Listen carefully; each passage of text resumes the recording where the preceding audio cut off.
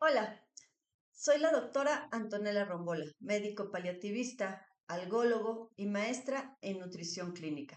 Si aún no me sigues, me encuentras en redes sociales, Facebook, Instagram y YouTube como doctora Antonella Rombola, en donde podrás encontrar videos de diferentes temas: nutrición, salud, medicina paliativa, dolor y algunos otros. Si tienes alguna duda o pregunta, hazla aquí abajo y estaré con todo gusto intentándola contestar lo más pronto posible. La semana pasada platicaba un poco sobre la insuficiencia hepática, que es la etapa terminal del daño hepático, de la cirrosis hepática. Y platicaba sobre los diferentes síntomas y complicaciones que pueden presentar los pacientes con esta enfermedad.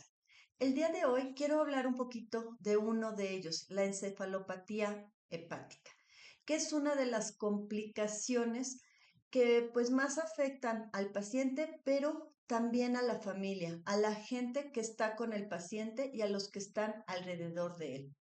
Esta complicación, esta encefalopatía hepática, se puede presentar tanto en pacientes con cirrosis aguda o crónica, aunque es más común en la segunda, y se debe a un aumento en diferentes sustancias que dañan al cerebro. Antes se pensaba que el amonio, que es una sustancia, un producto del desecho de las proteínas, era la única sustancia que producía o que tenía que ver con esta alteración. Ahora se sabe que hay otras, como el manganeso y el lactato, que junto con el amonio a través de la sangre llegan al cerebro y empiezan a ocasionar alteraciones, empiezan a ocasionar daño a nivel de las neuronas y muerte de las neuronas, y da como consecuencias pues diferentes alteraciones y diferentes problemáticas en el paciente. Estas toxinas pueden ir llegando de manera progresiva y por lo tanto los síntomas que puede ir teniendo el paciente van a ser progresivos. Es posible que vayan desde leves y conforme pasa el tiempo aumentando, aumentando, aumentando, hasta que lleguen a niveles muy importantes.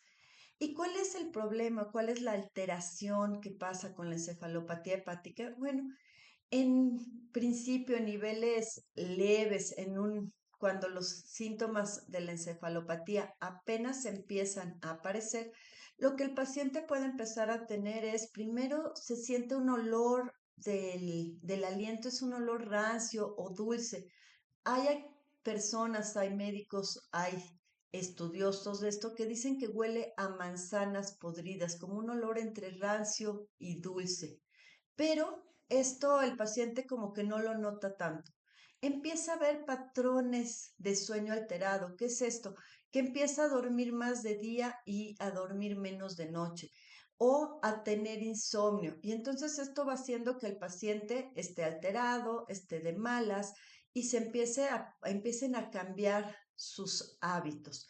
Sumado a esto está que empieza a tener cambios en el pensamiento, empieza a divagar, empieza a decir unas cosas por otras, empieza a tener como ideas fugaces o no alcanza a terminar una idea, a concretar un pensamiento. Y esto empieza a ocasionar alteración, pues obviamente en el paciente que lo está presentando y también en la familia, en los cuidadores, porque empezar a ver estos cambios a nivel de funciones mentales superiores siempre es complicado. Empieza el paciente a tener confusión y cambios en el estado de ánimo. Es común que yo escuche pacientes o familiares que dicen, es que mi familiar era bastante tranquilo y ahora se altera de la nada y de repente otra vez vuelve a estar tranquilo.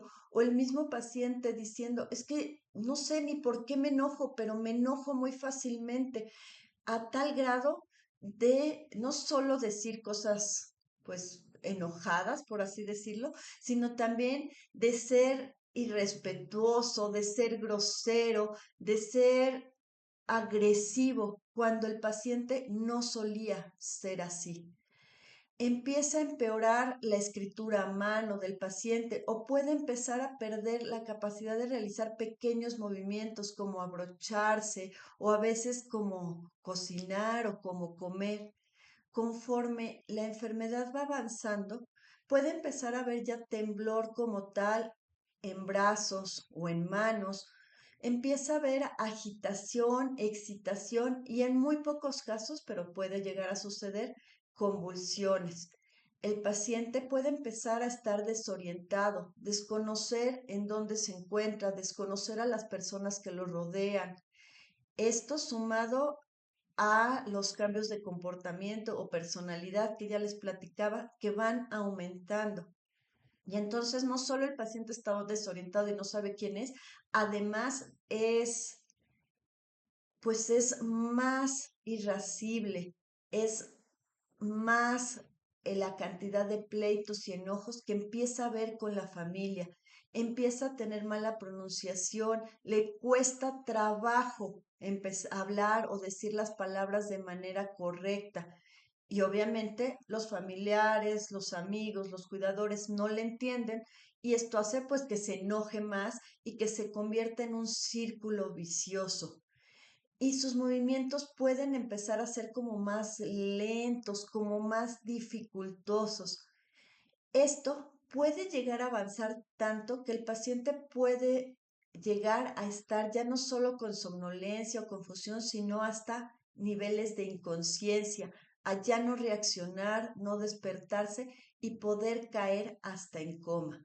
Todo esto por la acumulación de estas sustancias, amonio, lactato y manganeso, que ya les comentaba hace un rato, que empiezan a producir una alteración a nivel cerebral, una muerte a nivel cerebral y un daño extra al que ya tienen en el hígado en otras partes del cuerpo. Con este avance de alteraciones es de esperarse que el paciente va a requerir un apoyo familiar muy importante. Llega un momento de la encefalopatía hepática en la que el paciente ya no se puede valer por sí mismo, ya sea por la desorientación, por la confusión, por la dificultad para moverse o por la misma somnolencia excesiva que va a ir presentando. Es por esto que es muy importante que si alguna persona que conoces o alguien cercano empieza a presentar estos síntomas porque ya tiene insuficiencia hepática, porque ya tiene varios años de que se le diagnosticó cirrosis hepática, es importante que tengan un médico especialmente, o lo ideal sería un médico paliativista que los pueda apoyar, que les pueda enseñar cómo tratar al paciente en esta etapa, cómo entender lo que está sucediendo y muy importante que el paciente pues no lo está haciendo de manera que queriendo, es una alteración a nivel psiquiátrica. Por lo tanto, la familia no se lo debe de tomar pues como que es algo personal, ni siquiera las cosas que dice el paciente pueden ser realmente racionales, ni siquiera pueden ser pensadas. Y sé que esta parte es bien difícil porque si tu paciente o el familiar o la persona pues con quien tú convivías y con quien tú estabas empieza a tener estos cambios de humor y tú estás cuidándolo y ya no solo tiene los cambios de humor, se enoja, te avienta cosas, te dice de groserías, etcétera, pues lo que menos quieres es seguirlo cuidando. Es importante que la familia, que el cuidador, que los amigos entiendan esta situación y tengan un apoyo paliativo y psicológico para poderle dar una mejor calidad de vida al paciente, porque este daño, esta alteración a nivel cerebral es un daño irreversible. Hay medicamentos que nos pueden ayudar a que no avance de manera pues tan rápida.